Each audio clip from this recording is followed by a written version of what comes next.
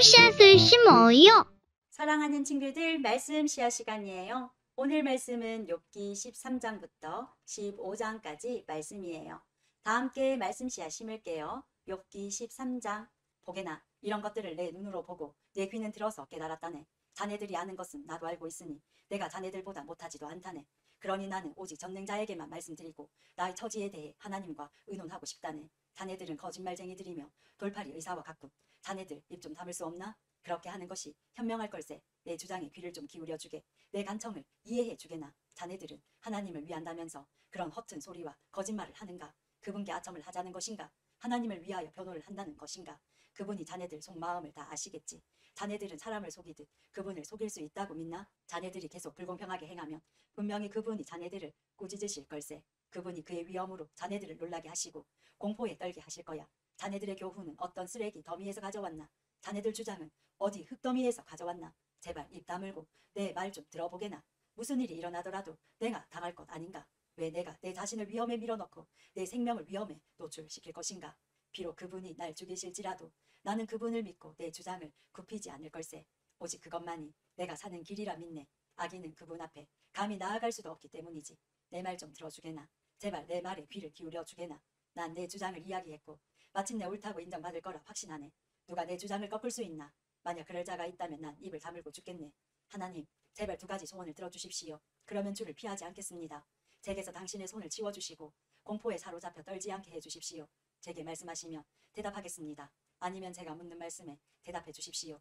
저희 허물과 죄가 얼마나 많습니까? 제가 반역한 일과 죄를 보여주십시오. 왜 당신은 저를 피하시고 원수 취급하십니까? 바람에 날리는 낙엽과 같은 저를 왜 괴롭히십니까? 마른 풀과 같은 저를 왜 쫓아오시나요? 당신은 저의 죄를 모두 기록하시고 어렸을 때의 잘못을 갚으십니다.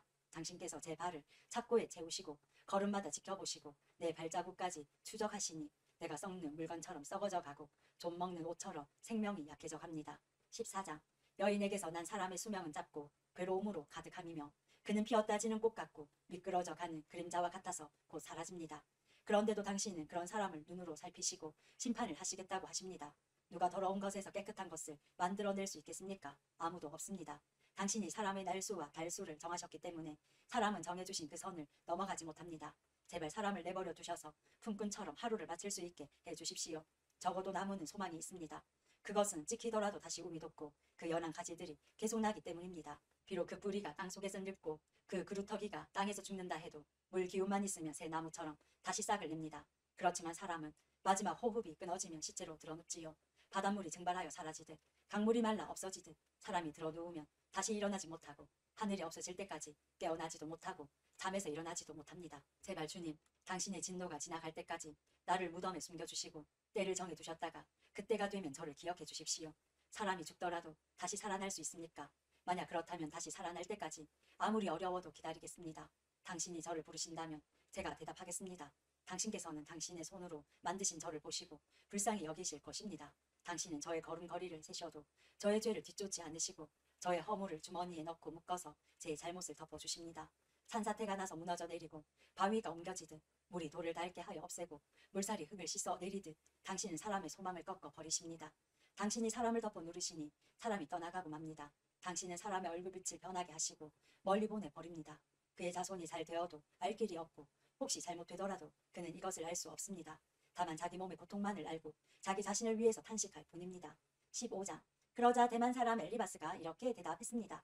지혜로운 사람이 어찌하여 쓸데없는 소리나 늘어놓고 자기 배를 허풍으로 채우는가? 어째서 그런 소용없는 이야기, 유익하지 못한 말만 늘어놓는가?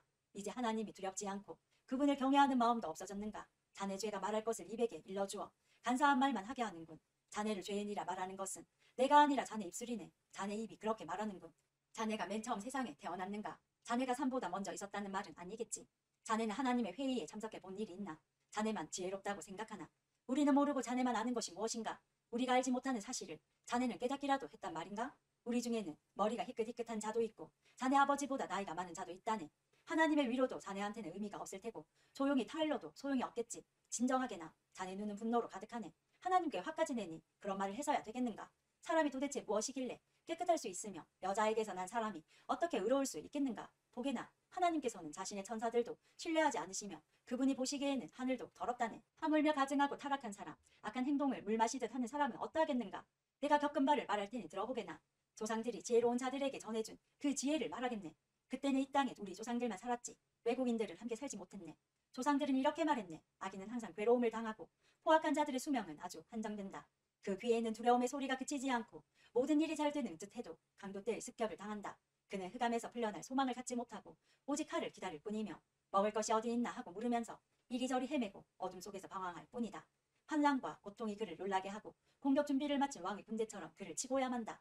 이는 그가 손을 들어 하나님께 대항하고 교만하게 굴었기 때문이다. 고개를 치켜 세우고 큰 방패를 들어 감히 하나님께 대항하다니. 비록 그들이 배부르고 부유할지라도 그런 자는 아무도 살지 않는 황폐한 성에 무너질 집에 살게 될 것이며 그런 자는 더 이상 부유해지지 못할 것이며 혹시 재물이 있다 해도 오래가지 못하고 사라질 것이다.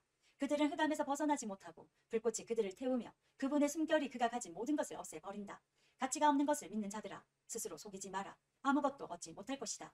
그는 인생의 절정기가 오기도 전에 끝이 나고 가지가 피기도 전에 멸망하리라. 그는 마치 포도가 익기 전에 떨어지듯 올리브 나무꽃이 덧없이 떨어지듯 그렇게 되리라. 악한 자는 자손을 얻지 못하고 뇌물을 좋아하는 사람의 집은 불에 타 버릴 것이다. 그런 자들은 남에게 해를 끼칠 생각만 하고 거짓말 만들어낸다. 오늘도 말씀 씨앗 모두 잘 심었어요. 우리 내일 또 만나요.